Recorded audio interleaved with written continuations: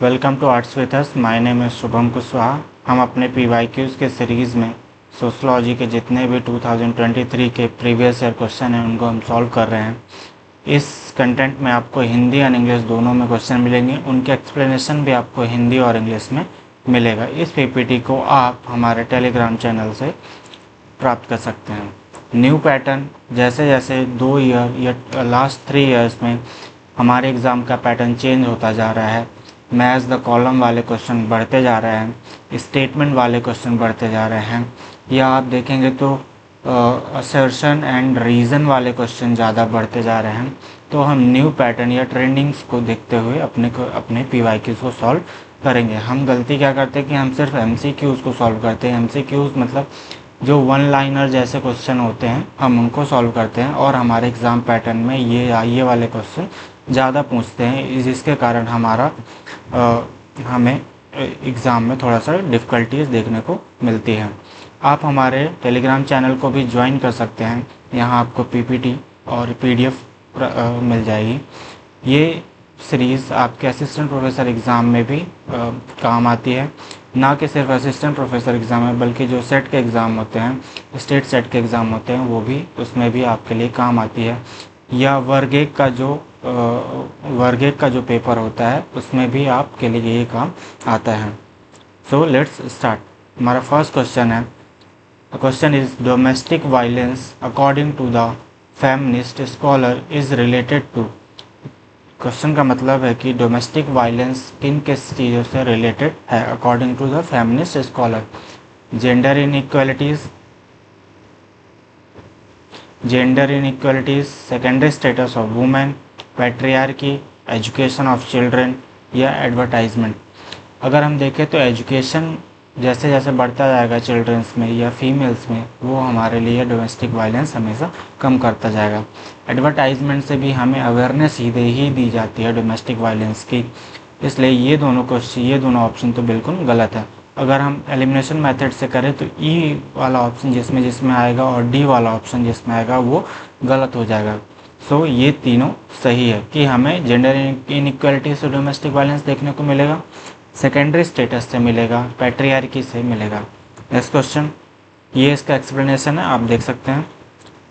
Who among the following sociologists wrote the book The Religion of India, The Sociology of Hinduism and Buddhism?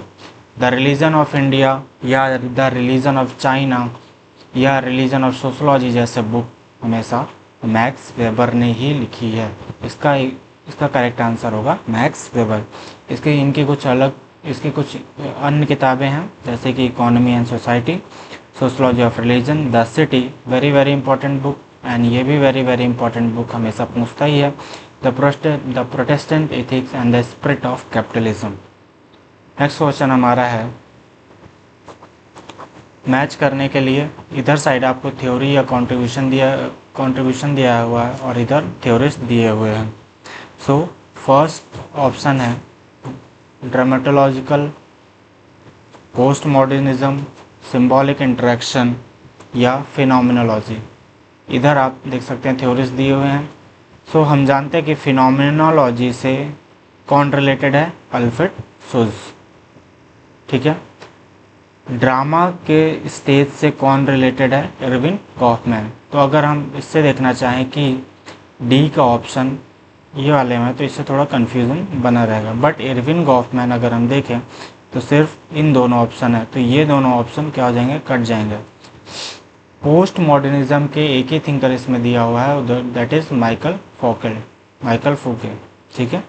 So B option second हो जाएगा। So the correct option is D।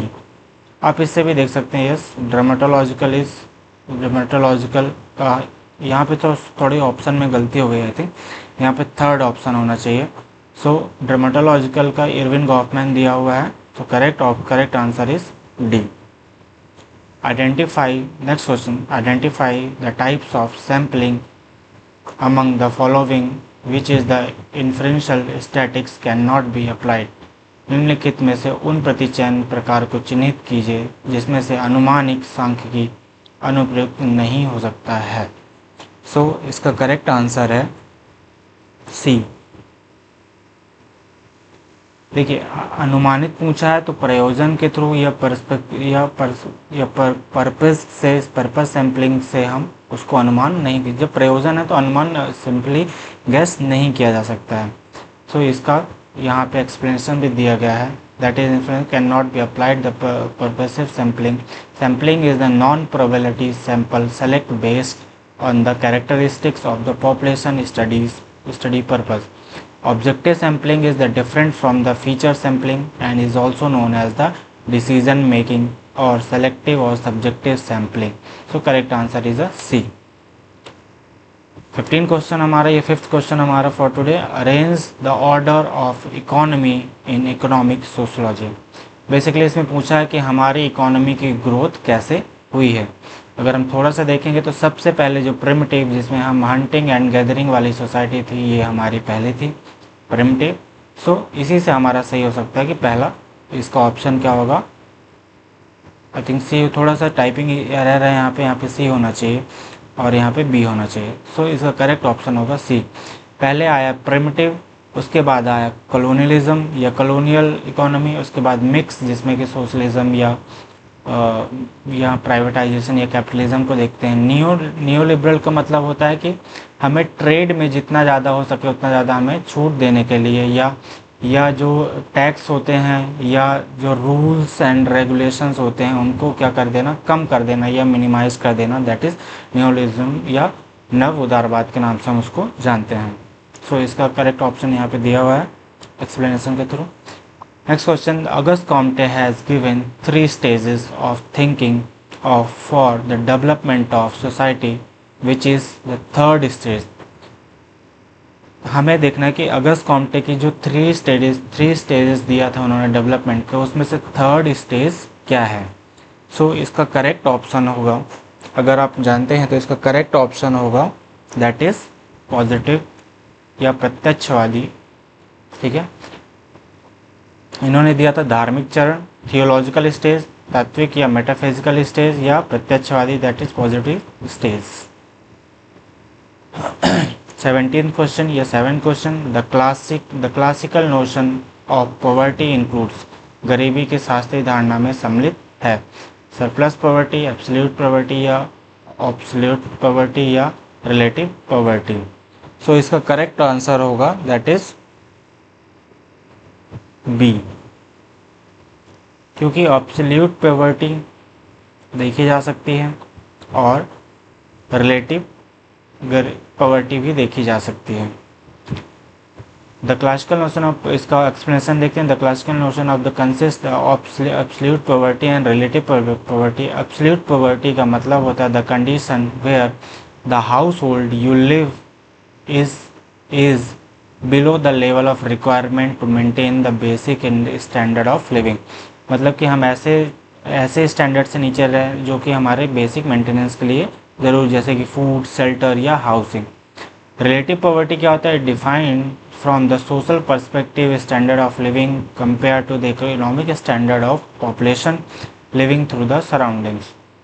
So it is major your inequalities. जो कि relative poverty होती है वो हमेशा क्या measure करती है, इनइक्वालिटीज़ को मेज़र करती है। Next question, the merit of the interview method of data collection. Interview method में डाटा कलेक्शन का सही क्या होता है या सही क्या होगा। सो देखते हैं इसका आंसर। इसका करेक्ट आंसर होगा सी। हम पहले ऑप्शन पढ़ते हैं। It can cover a very wide geographical area, गलत। It can study the quantitative aspect of any event.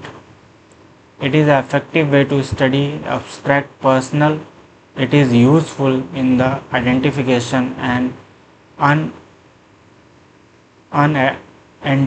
unanticipated aspect.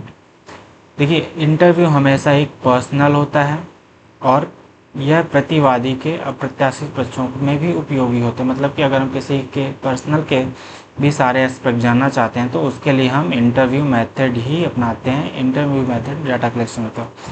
Large geographical area नहीं कवर करेगा, स्टडी क्वांटिटेटिव भी नहीं करेगा, ये क्वालिटेटिव पे स्टडी करता है। So correct option is C and D. Next, the game of tic tac toe as referred by the M. Lynch is closely related with which phenomenon? M. Lynch द्वारा ये यथा संदर्भित टिक टैक टोम गेम निम्नलिखित में से किस परिघटना से संबंधित है? सो इसका आंसर होगा ब्रीचिंग एक्सपेरिमेंट। इसका एक्सप्लेनेशन देखते हैं। Breaching experiment is the discontinuation experiment are the commonly associated with the ethnographic, especially the work of the Harland Garfinkel in the field of sociology. The social psychology discontinuation experiment is an experiment to seek the examine people reaction the violation of generally expect social rules and norms. समाज शास्त्र की परिघटना के रूप में संबंधित है। आप हिंदी में भी इसका एक्सप्लेनेशन देख सकते हैं। Last question for the today, arrange the following steps of the research from the initial to the final stage. हमें रिसर्च को स्टेप बाय स्टेप अरेंज करना है। तो सबसे पहले हम देखते हैं, अगर हम अपने इसमें देखेंगे तो सबसे पहले हम इसमें देखेंगे कि हमारे पास होना चाहिए क्या, एक संदर्भ की सूची होना चाहिए, एक बिब्लियोग्राफी हमारे पास होना चाहिए। ठीक है। उसके बाद हमारे पास समस्या या हमारे पास एक प्रॉब्लम होनी चाहिए जिसका हमें सलूशन देखना है। उसके बाद हमें उस प्रॉब्लम से रिलेटेड जितने लिटरेचर लिखे गए हैं उनको हमें रिव्यू करना पड़ेगा। उसके बाद हम डाटा कलेक्शन शुरू करते हैं। सो इसका करेक्ट फॉर्म होगा बी, उसके बाद होगा डी, उसके बाद होगा ए एंड उसके बाद होगा सी। ये इसका एक्सप्लेनेशन है कि हमें पहले समस्या को देखना पड़ता है, तो इसके बाद संदर्भित स्टडी ऑफ मटेरियल, ये आप पढ़ सकते हैं।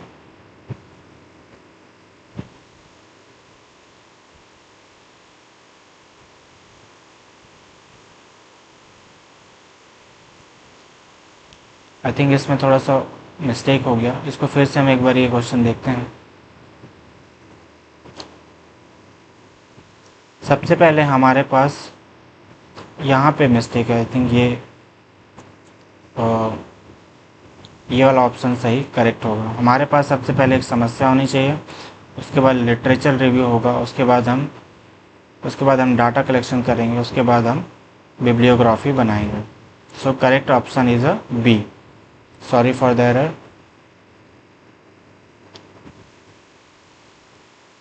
सो थैंक यू फॉर वॉचिंग। अगर आपको ये वीडियो अच्छा लगा हो या हेल्पफुल लगा तो आप अपने दोस्तों के साथ इसको शेयर भी कर सकते हैं, या हमारे इस वीडियो के साथ आप बने रह सकते हैं, इस सीरीज़ के साथ बने रह सकते हैं। यह वीडियो रोज़ सुबह 11 बजे आपको हमारे चैनल पे मिलेगा 11 AM पे। Thank you. आप हमारे टेलीग्राम चैनल को ज्वाइन कर सकते हैं और हमें सब्सक्राइब भी कर सकते हैं।